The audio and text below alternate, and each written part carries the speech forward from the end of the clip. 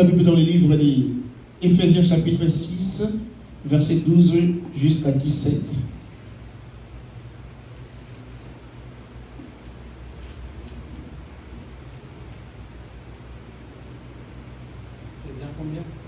Éphésiens chapitre 6, verset 12 à 17.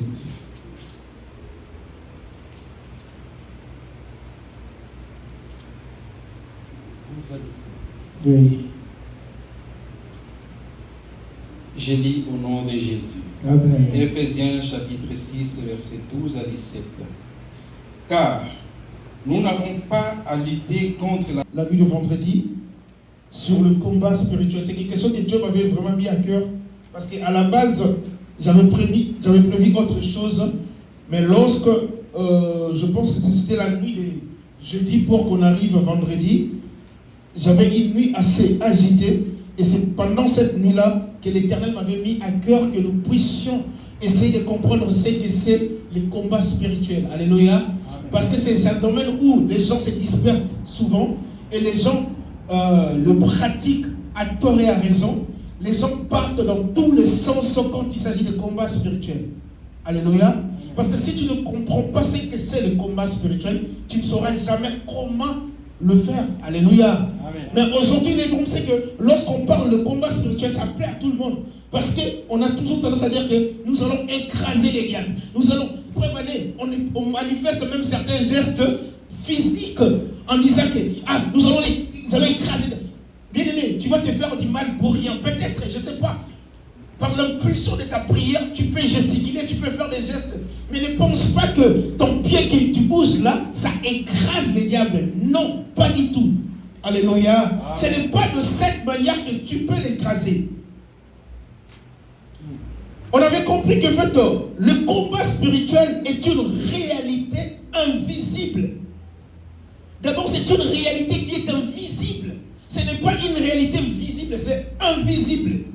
Qui implique une opposition entre les forces du bien et les forces du mal.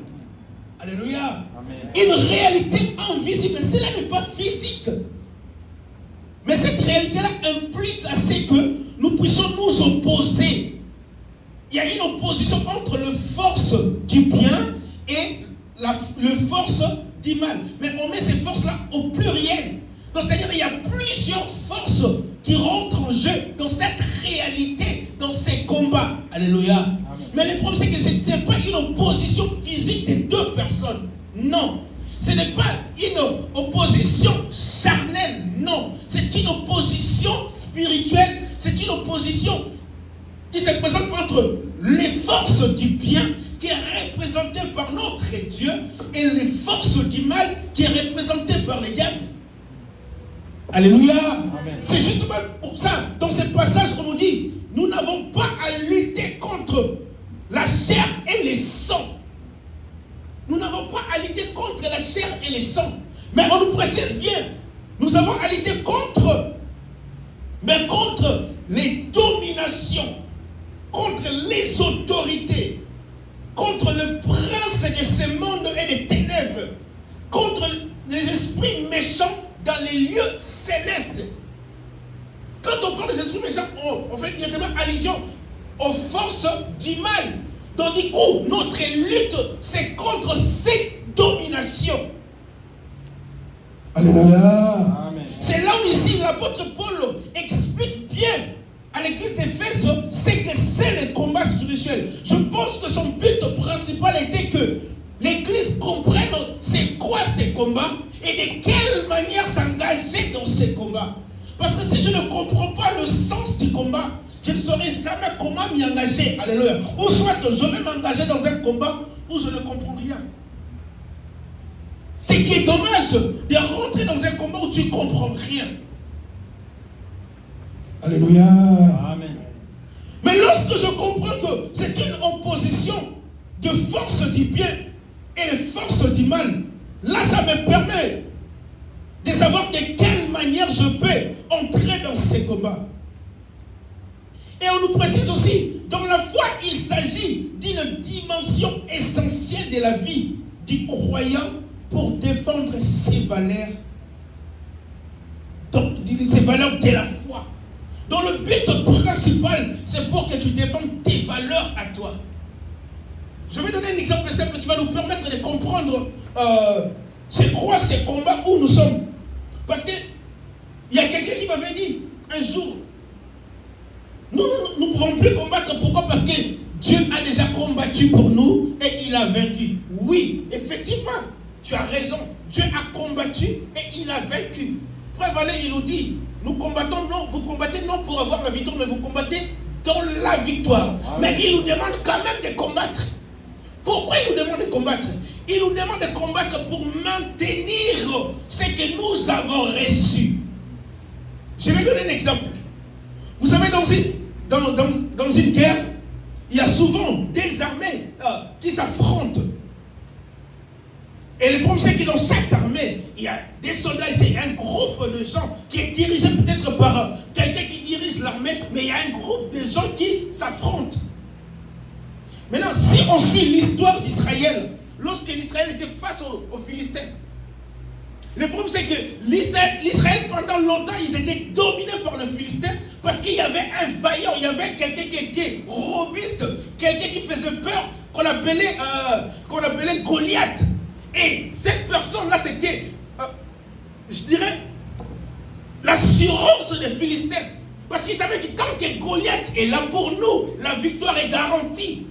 Parce que Goliath, à lui seul, arrivait à terroriser toute l'armée israélite. Alléluia. Maintenant, le problème, c'est que un jour, pendant que l'armée israélite était dans une position de faiblesse, et Goliath, par orgueil, s'est présenté en disant, j'aimerais que de votre côté, vous puissiez choisir quelqu'un qui va m'affronter. Nous allons nous affronter que nous deux. Et si la personne arrive à me vaincre, vous allez dominer sur nous. Si moi j'arrive à le vaincre, nous allons dominer sur vous. Alléluia. Là maintenant, le problème c'est que c'est un défi qui a été lancé. Et ce défi-là maintenant ne concerne plus une troupe de personnes, mais ça concerne des personnes, mais qui représentent leur nation. Et pendant cette confrontation, il y avait David qui s'est proposé pour représenter l'Israël. Oh, nous connaissons bien l'histoire. David a réussi à vaincre Goliath. Pourquoi? Parce que David s'est présenté. Il a dit, toi tu te présentes avec ton armure, avec tes armes, mais moi je me présente au nom de l'Éternel. C'est ça qui a créé la différence. David n'est pas venu avec une force physique. David n'est pas venu avec des armes physiques. Non, il est venu avec, pour présenter d'abord, c'est lui qui a vaincu. Alléluia. C'est là où quand je dis que même si Christ a vaincu sur la croix, mais lorsque nous nous présentons devant le diable, nous présentons cette victoire de la croix et nous lui disons que je ne viens pas pour me battre avec toi, mais je viens te montrer que tu as été déjà vaincu. Donc tu ne pourras plus dominer sur moi. Amen. Alléluia. Amen. David a fait tomber Goliath au nom de Dieu, l'Éternel des armées. Et du coup, en ce moment-là, maintenant, les Israéliens avaient une domination sur les Philistins. Alléluia. Amen. Pourquoi? Parce que c'est un défi. Donc, la nation qui va gagner par son représentant, c'est cette nation-là qui va dominer.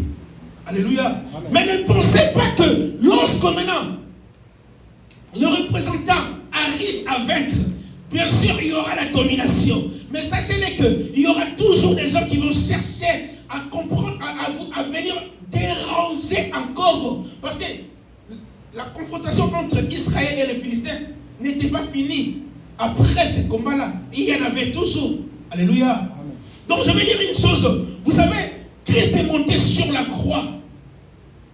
Il a combattu pour nous. Il nous a ramené la victoire. Certes, nous avons cette victoire-là. Mais le problème, c'est que le diable vient toujours pour chercher. Est-ce que Ésaïe a compris que son Dieu, son Jésus-Christ a combattu pour lui? Il a vaincu pour lui. Est-ce que Ésaïe comprend que maintenant il a la domination sur tout esprit? Donc, s'il ne comprend pas, moi je peux déjouer maintenant de sa position. Donc, en réalité, lorsque le diable s'approche il cherche maintenant déjà à comprendre si tu maîtrises bien ta position. Si tu maîtrises la réalité de cette domination que Christ t'a donnée. Quand il nous dit, je vous ai donné les pouvoirs de marcher sur les serpents, sur les scorpions, sur toute puissance de l'ennemi. Mais le problème c'est qu'on peut me le dire. Mais si moi-même je ne prends pas conscience de ces pouvoirs, je peux me laisser aussi manipuler par n'importe qui. Alléluia. C'est là où maintenant, en fait, dans cette idée, nous sommes censés de rester sur le combat spirituel et comprendre que le combat ne s'arrêtera pas. Mais le problème c'est que ce qui est bien, nous ne combattons pas pour avoir la victoire, mais nous combattons déjà dans la victoire. Amen. Amen. Je vais essayer de donner 7 choses fondamentales à savoir pour le combat. D'abord, nous devons comprendre qu'il ne s'agit pas d'une lutte physique. Le combat spirituel ne se mène pas contre d'autres êtres humains. Frère Vané, dans ce passage, on nous dit, nous n'avons pas à lutter contre la chair et les sangs. Et aujourd'hui, maintenant, c'est là où je voulais vraiment attirer notre attention. Dans quel sens? Parce que lorsque nous nous engageons dans des prières de combat, et souvent, nous partons dans tous les sens et nous engageons même nos frères et sœurs dans ces combats-là en disant que j'ai senti que c'est lui les démons. Non. Alléluia. Mais vous savez ce qui est bien, parce que le diable, ça lui plaît tellement que nous allions dans cette direction-là. Pourquoi? Parce qu'il sait que là nous sommes dans la distraction. Alléluia. Amen. Parce que ton frère, ta soeur là a été créée par qui? Par Dieu. Mais lorsque tu demandes maintenant à Dieu de détruire cette personne-là, est-ce que là maintenant tu livres un vrai combat? Non. Prévenez, apôtre Paul a dit, nous devons combattre un bon combat dans la foi, un bon combat. Donc c'est qu'il y a aussi des mauvais combats. Un combat qui n'a pas compris pourquoi je combats et qui est mon adversaire. Parce qu'il faut comprendre c'est qui ton adversaire.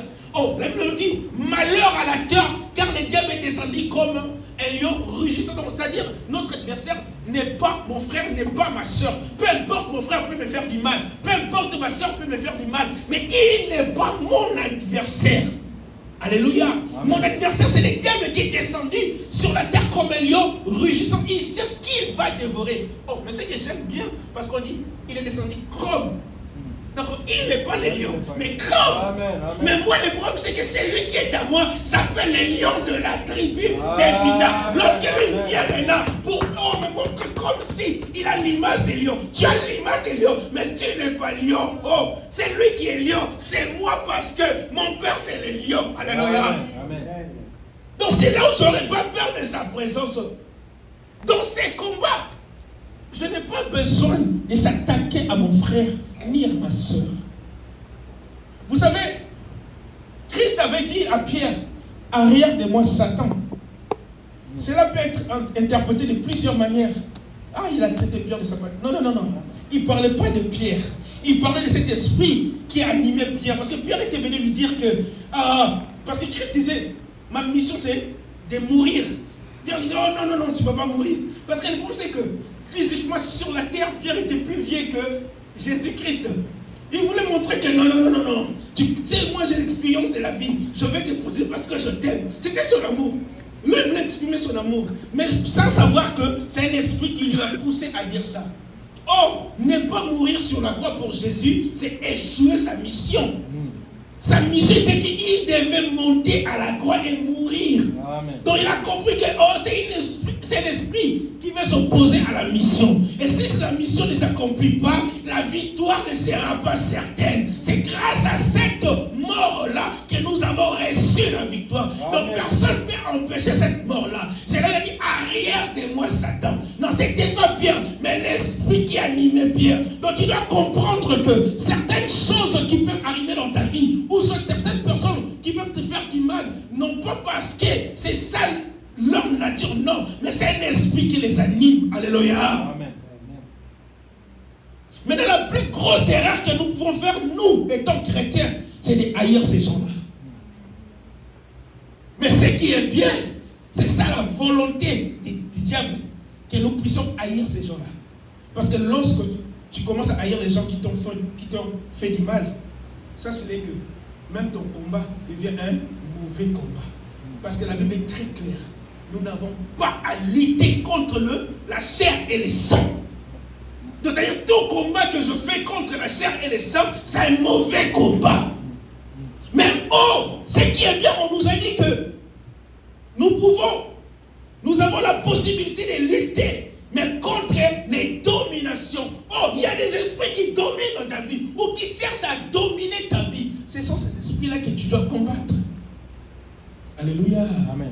Vous savez que Dieu peut faire qu'au travers de toi, un bien-aimé soit délivré, parce qu'il est animé par un esprit. Alléluia. Mais aujourd'hui, ce que le diable a sémé dans le cœur de nous, les croyants, c'est la haine. On voit des démons partout.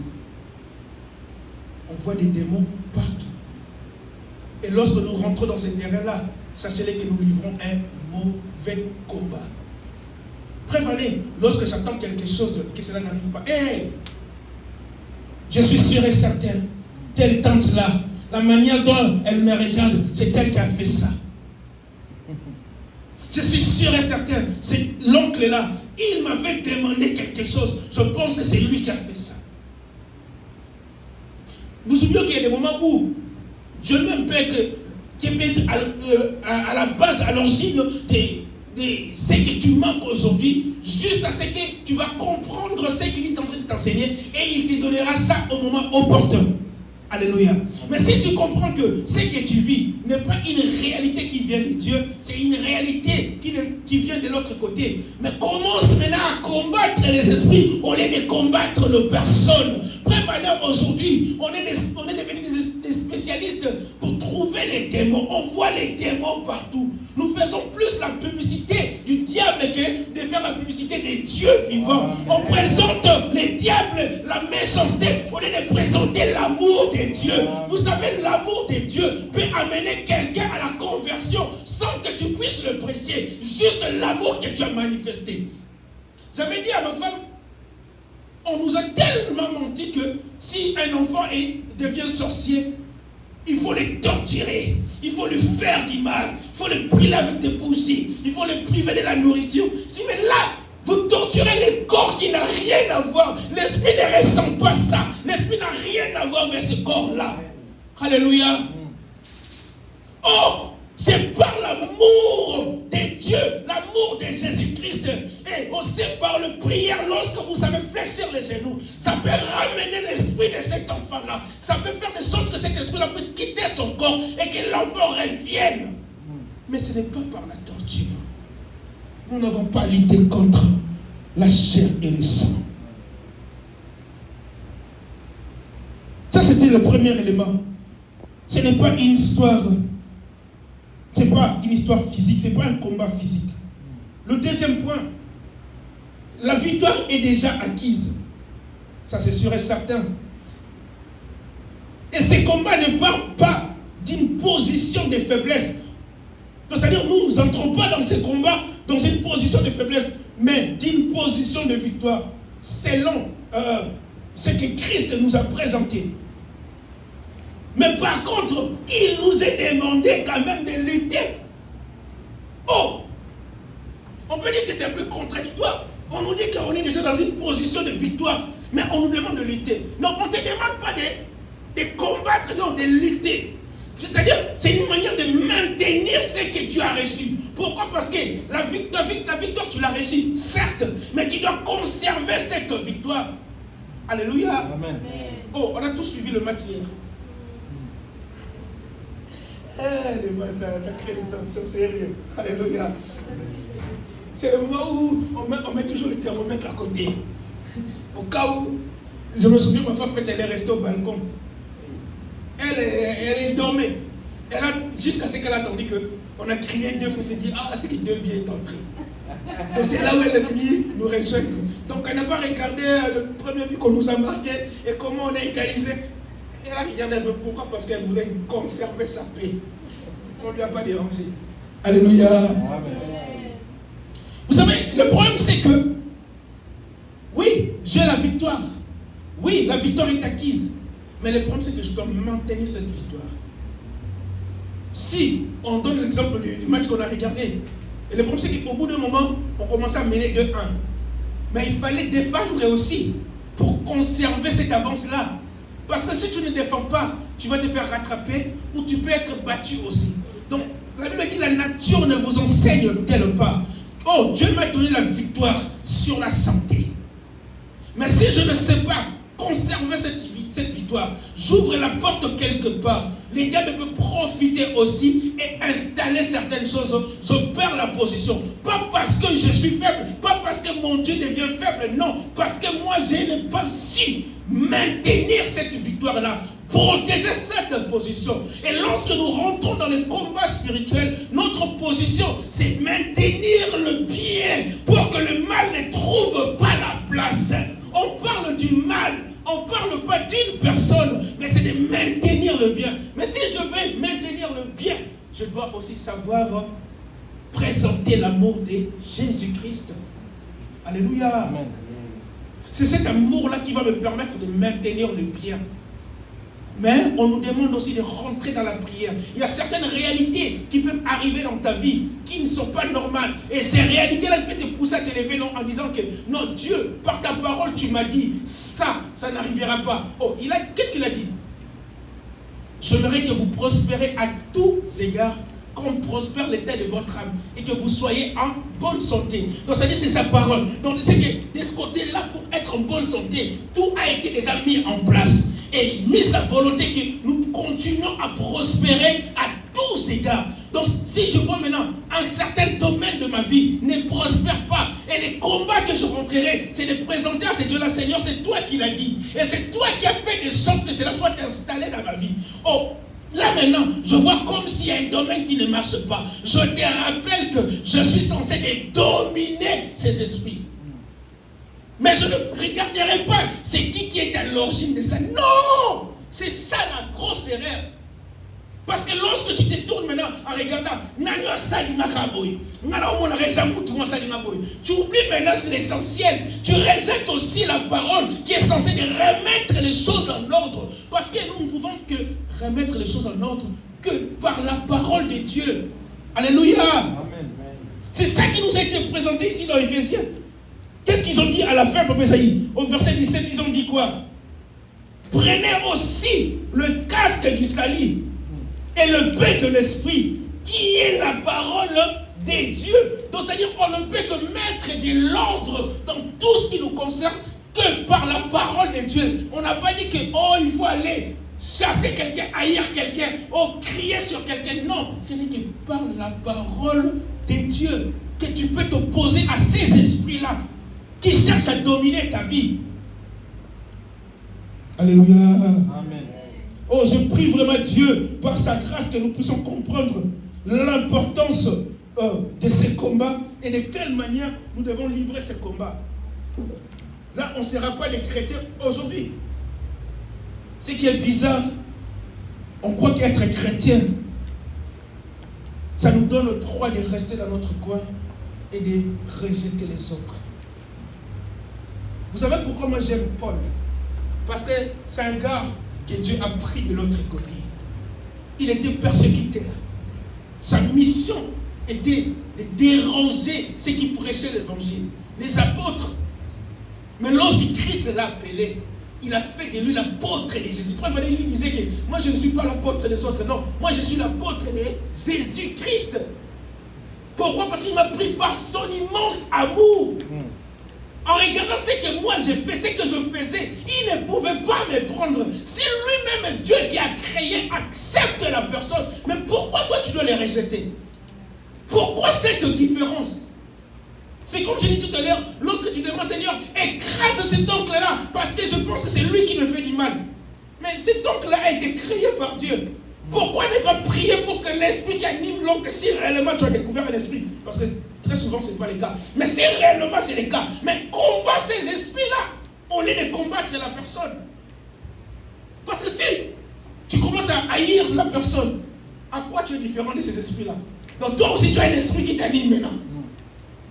Tu peux avoir l'impression de rentrer dans un combat croyant que je vais écraser mes ennemis. Mais par contre, il y a un esprit qui t'amène là, dans ces terrains où l'amour n'est plus. La meilleure des choses que tu ne peux jamais perdre dans ton cœur, c'est l'amour de Jésus-Christ. L'amour. Oh, moi je parlerai, c'est là où je bénis aussi Dieu, parce que dimanche, mon père m'a rappelé encore le message que Dieu m'a donné quand j'étais encore tout petit, de parler que de l'amour. C'est là où je dis souvent à ma femme, moi, ça m'arrive de m'énerver, mais je ne sais pas haïr quelqu'un. Haïr quelqu'un, ça je ne sais pas. Je n'ai jamais su ça. Mais je sais m'énerver. Quand quelque chose qui me dérange, je peux m'énerver. Mais je ne sais pas haïr quelqu'un. Donc l'amour de Jésus-Christ, c'est ça la base de tout. Alléluia. Amen. Troisième point, je vais essayer d'aller un peu plus vite. L'esprit humain est le champ de bataille principal. La plupart des attaques spirituelles utilisent les esprits humains. Ah, c'est ce que j'expliquais tout à l'heure. La mission principale du diable. Parce que, vous savez, la plus grande punition que Dieu a donnée aux démons, ils n'ont pas de corps. Alléluia. Ils n'ont pas de corps. Ce sont des esprits qui n'ont pas de corps. Donc ils ont besoin maintenant des corps pour agir. Et lorsque maintenant ils rentrent dans un corps, le problème ce n'est pas les corps, mais c'est plutôt cet esprit-là qui rentre, maintenant qui commence à agir. Alléluia. Amen. Si maintenant moi je rejette mon bien-aimé parce que je vois qu'il se comporte comme ça, il a fait ça, il a fait ça. Le problème c'est que je combats le corps qui n'a rien à voir. Mais les démons qui possèdent ce corps-là restera tranquille. Oh, c'est là où dans ta vie, lorsqu'il s'agit de combattre cet esprit de maladie qui domine dans ta vie, combat les esprits de cette maladie. Rappelle à ces esprits-là, mon Dieu a dit que c'est par ce meurtrisseur que nous sommes guéris. S'il y a un esprit qui tourmente ta vie et que tu n'es pas en paix et que tu manques quelque chose, dis à ces esprits-là, mon Dieu m'a donné, il m'a dit, je vous laisse ma paix, je vous donne ma paix. Donc c'est-à-dire la paix là, pour moi, ça doit être quelque chose qui est acquise. Je combats l'esprit, mais je ne combats pas la personne. Ah, moi, mon gars, papa, j'aime dans le blanc qui y a sur qui met le pourquoi, lorsque tu vois quelqu'un et tu dois perdre la paix? Bon, admettons que c'est lui le problème. Il y a un esprit qui lui pousse maintenant à être un problème pour toi. Okay. Maintenant, pose-toi la question. Maintenant, pourquoi maintenant toi tu sens ces problèmes-là? Est-ce que toi aussi, est-ce que tu t'es examiné pour regarder peut-être il y a aussi un esprit qui t'anime? Alléluia. Tala, les lorsque tu as une thérapie, dans l'église, tout le monde a tous belé, ils ont animé par des belés. Non, soyons sérieux, soyons sincères. Parce que les positions que nous prenons aujourd'hui, ça ne reflète pas l'image de Jésus-Christ. Prenez l'exemple de Christ maintenant qui se présente pendant que les gens sont venus pour l'arrêter. Pierre qui réagit. Comme un bon Pierre. C'est là qu'il faut faire attention de donner le nom de Pierre aux enfants. Comme un bon Pierre qui réagit. Il sort son couteau. Il coupe l'oreille de l'autre. Jésus qui intervient, qui l'arrête et qui prie à ce que l'oreille revienne. Oh, mais Jésus, c'est pas normal. Pierre t'a défendu. Il voulait faire comprendre à Pierre, tu vois ce que tu fais là. Tu cherches à me défendre physiquement. Mais tu as oublié que avant même que cela arrive, j'étais avec vous.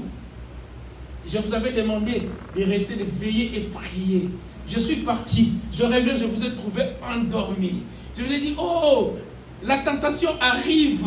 Je vois la tentation arriver. Donc, réveillez-vous, veillez et priez. Il repart, il revient, il les trouve endormis. Oh, Pierre n'a pas compris. Maintenant, Pierre croyait qu'il devait défendre Jésus avec son couteau. Mais pendant que Jésus lui avait demandé de lui défendre par la prière en veillant. Le problème, c'est qu'aujourd'hui, l'Église a failli à sa mission. Ce que nous devons faire, nous ne le faisons pas. Mais ce que nous ne devons pas faire, c'est ce que nous faisons aujourd'hui. Au lieu de rester veillés, prier, non, nous sommes là en train de critiquer.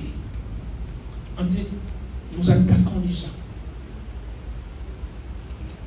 Il y a certaines choses qui se passent à l'église, quand tu le vois, te dis, ça ne donne pas envie d'y aller.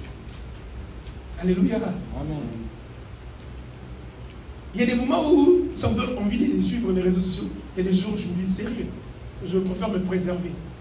Il suffit que quelqu'un puisse dire quelque chose dans les réseaux sociaux et tout le monde s'élève pour l'attaquer. À quoi? Si tu trouves que vraiment il a fait du mal, si tu as une possibilité d'atteindre la personne, essaye. Si tu n'en as pas, fléchis les genoux, prie. Alléluia. Amen. Posons-nous la question, combien de gens qui prient avant de faire ça, est-ce que tout ça n'a? Alléluia. Amen. Est-ce qu'on les fait? Mais c'est ce qui nous a été demandé. Christ a demandé aux disciples, restez là, priez. Veillez et priez. Ce que l'Église doit faire actuellement, c'est de veiller et prier. C'est comme ça que nous allons maintenir cette victoire que nous avons reçue dans le combat. Alléluia. Amen. C'est comme ça que nous pouvons maintenir la victoire. Parce que le combat est là. Le diable est là. Il tourne tout autour. Il cherche à avoir une entrée. Mais le problème, c'est que nous n'avons pas à lutter contre la chair et le sang. Mais nous nous sommes focalisés sur la chair et le sang. On oublie qu'il y a les dominations, les esprits méchants. Il y a le prince de ces mondes, le prince des ténèbres qui sont là. Il y a tous ces esprits-là qui sont là. Mais nous avons besoin juste de combattre par les armes que Christ et Dieu lui-même nous donne, par les armes spirituelles, mais pas par notre bouche. Alléluia. Amen. Alléluia. Amen.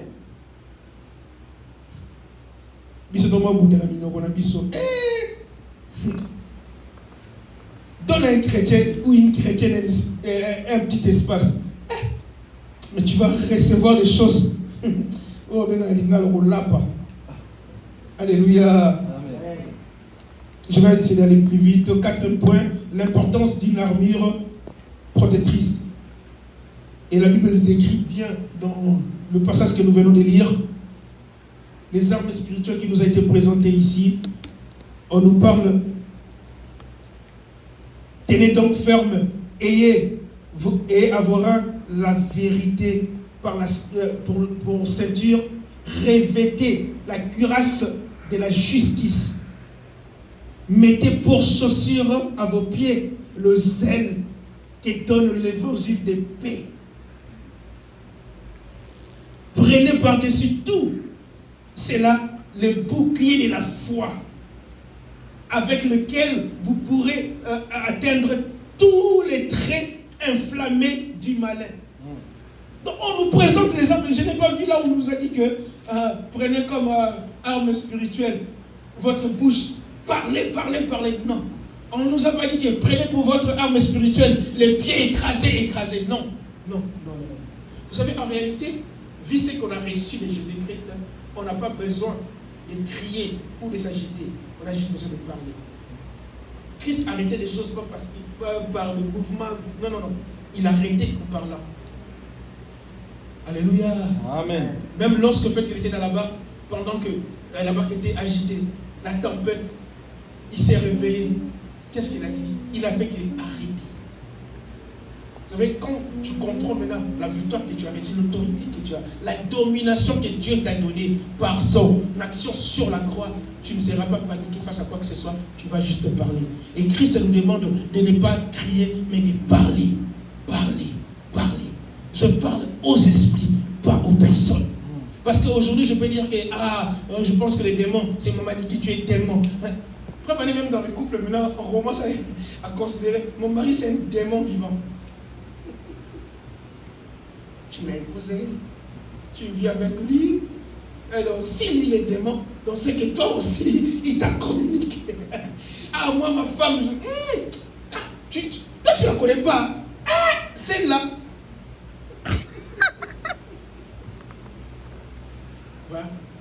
Et les diables aiment bien quand nous sommes dans ce genre de direction.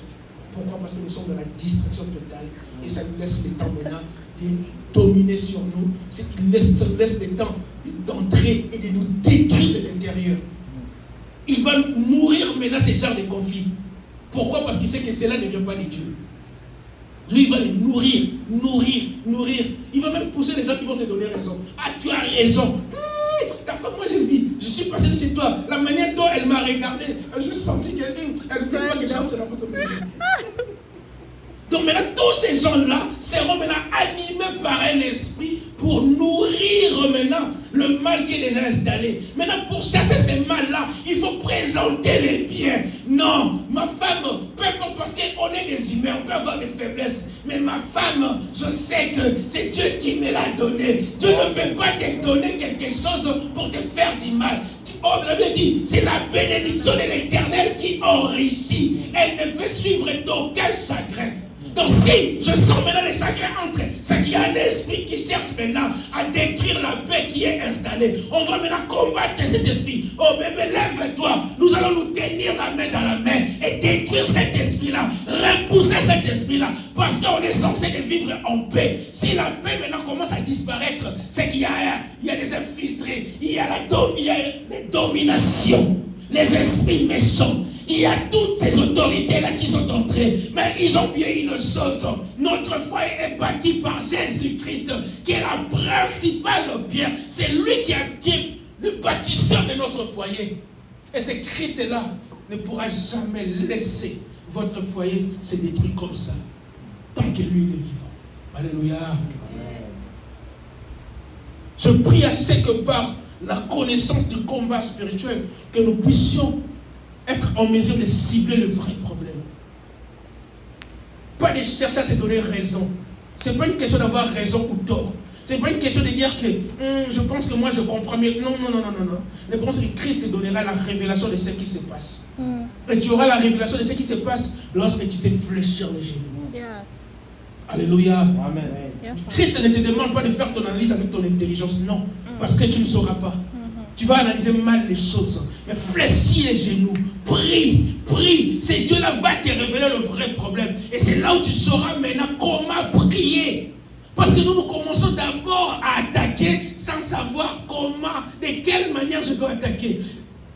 C'est là où que Dieu donne la grâce aux maris, mais aussi aux femmes. Mais aux maris de savoir aussi se mettre debout. Parce que il y a des moments où on s'appuie sur la femme en disant que la Bible dit une femme sage bâtit la maison. Toi, comme la maison, notre maison ne se bâtisse pas parce que. Non. Il y a des moments où je prie à ce que Dieu permette aux hommes d'avoir la lucidité, de voir d'où provient les problèmes. Est-ce que quelqu'un se rappelle de l'histoire et lorsque le prophète Ézéchiel a été amené dans la vallée? La Bible dit, il a constaté que dans cette vallée était remplie d'ossements. Ce n'est pas Dieu qui lui a dit. Mais comme il était amené par l'Esprit, il a constaté. Donc il est aussi important pour nous de constater les dégâts qui se trouvent dans notre maison. Les dégâts qui se trouvent au sein de l'église. Et lorsqu'on arrive à constater ces dégâts-là, c'est là où maintenant on peut savoir fléchir les genoux et prier. Et on peut prier que en présentant la parole. J'ai bien dit que c'est le bien qui chasse le mal. On ne chasse pas le mal par le mal. Quand tu essaies de chasser le mal par le mal, là tu ajoutes le mal sur le mal et le mal va se remplir. Parce que banda po banda ko benganango, ils ont qui m'a pété. Si ko tika pe parce qu'on lemba.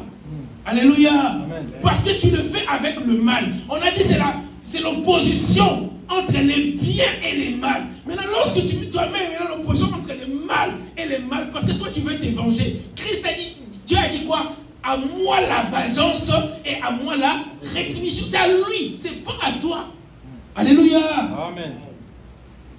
Et le diable est tellement content lorsque nous prenons ce genre de direction. Je suis en train de chuter.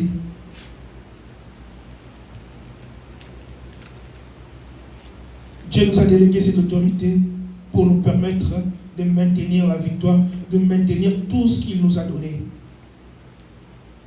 La situation que tu es en train de vivre, ce n'est pas la réalité que Christ attend de toi. Mais il y a certaines choses qui ont été introduites parce qu'il nous a manqué la lucidité de voir bien les choses, ou soit notre manière d'agir qui a permis à ce que certaines choses s'installent. Mais Dieu maintenant t'interpelle en te disant que réveille-toi, lève-toi, installe maintenant mon autorité dans ta maison, dans ta vie, et tu verras que je serai là et cette victoire continuera. Le dernier point, le 7e point, la prière est le moteur de l'engagement. La prière. On nous parle de la prière constante, fervente. Et la Bible dit la prière fervente des justes a une grande efficacité. On ne dit pas une simple prière, mais une prière fervente des justes a une grande efficacité. Qu'elle soit faite les jours ou la nuit. Et le moyen de rester connecté à la force de Dieu, c'est de rester constamment dans la prière. C'est là où la Bible dit prier sans cesse. Amen. La dernière fois que je parlais à mes enfants, je leur disais quelque chose, vous savez. Lorsque on arrive au moment où on doit prier, je sens qu'il y a certains de mes enfants qui se fatiguent. Mais si je demande qu'on regarde le catch, parce que nous on aime bien regarder les catch chez nous à la maison, tu vois, tout le monde est éveillé. Tout le monde. Sauf qu'il y a quelqu'un qui n'aime pas trop regarder les catch. Je ne sais pas pourquoi. Mais tout le monde. On peut rester même jusqu'à minuit. Personne ne va dormir. Mais si on demande de prier au bout de 30 minutes, tu sens que ça commence à partir. Je leur ai dit, oui, ça peut être la fatigue naturelle, normale, parce que votre corps a travaillé toute la journée, surtout avec ces chaleurs-là. C'est normal, c'est logique. Ça, c'est une option. Et ça peut être aussi, les diables qui ne veulent pas que tu pries. Parce que quand tu sais prier, à ton âge, à votre âge là, vous savez prier et vous grandissez dans cette prière-là, il y a des choses spirituelles qui s'installent. Lui, il ne peut pas accepter ça, il ne peut pas vouloir ça. Il peut te souffler un sommeil. Mais quitte à toi maintenant de savoir que ce que je suis en train de faire aujourd'hui là, c'est quelque chose qui garantit ma vie présente et ma vie future. Donc quand il s'agit de le faire, même si mon corps est affaibli, même si il y a ce désir-là naturel de dormir qui arrive, je dois quand même surmonter cela, tenir, parce que ce n'est pas toute la journée, ce n'est pas toute la nuit, c'est pour quelques minutes ou quelques heures, donc je dois tenir. Parce que juste pour quelques heures là, je peux regarder un match, je peux aller jouer. Des fois, en fait, ils restent sur leur jeu. Si tu ne demandes pas d'arrêter, ils ne vont pas arrêter, ils ne vont pas s'arrêter. Mais par contre, je les ai amenés dans des terrains. Parce que si je présente que le côté spirituel, les enfants vont croire que tout ce qui se passe dans la vie est spirituel. Non. Et il y a des choses aussi physiques, charnelles. C'est là où j'ai présenté des aspects. Je dis, physiquement, tu peux être fatigué parce que tu es resté longtemps devant la télé, devant le jeu. Et maintenant, au moment de prier, là maintenant, il y a une certaine déconnexion. Et puis ça fait que ça fatigue ta tête et ça te donne envie de dormir. C'est qui est naturel. Mais ça peut être aussi, les diables peuvent souffler ça. Mais ce qui est sûr, vous devez lutter contre ça. Lutter contre ça. Et je vous ai parlé dans la journée. Hier, on a prié. Tout le monde, le soir là, était dans la prière. Je ne sais pas si Papa Isaïe attendait de loin, parce que c'était à minuit, mais il y a Trésor qui manquait les paroles. Et lui, quand il manque les paroles, il prie au nom de Jésus. Au nom de Jésus. Tout ce que tu donneras comme sujet, lui dira qu'au nom de Jésus. Même si on doit remercier Dieu, au nom de Jésus. Donc, mais ça, par contre, c'est sa manière de rester debout, de prier. Donc à ce moment-là, je ne peux pas dire que Trésor arrête. On dit pas, non. Il doit continuer comme ça. Mais au fur et à mesure, il va comprendre, il va grandir. Mais ce qui est plus important, c'est de tenir les âmes. C'est là où je nous demande par la grâce de Dieu, ce qui est plus important, c'est de maintenir la victoire que Dieu nous a donnée par ces combats. J'espère que par la grâce de Dieu, nous avons compris le vrai sens de ces combats et nous allons maintenant commencer à utiliser les combats spirituels comme il faut, dans le bon sens. Premier point, nous devons d'abord comprendre c'est qui mon adversaire. Et la réalité est que ton frère, ta soeur ne sera jamais ton adversaire. Parce que ce n'est pas une question de chair et de sang. Mais ton adversaire, c'est les esprits méchants.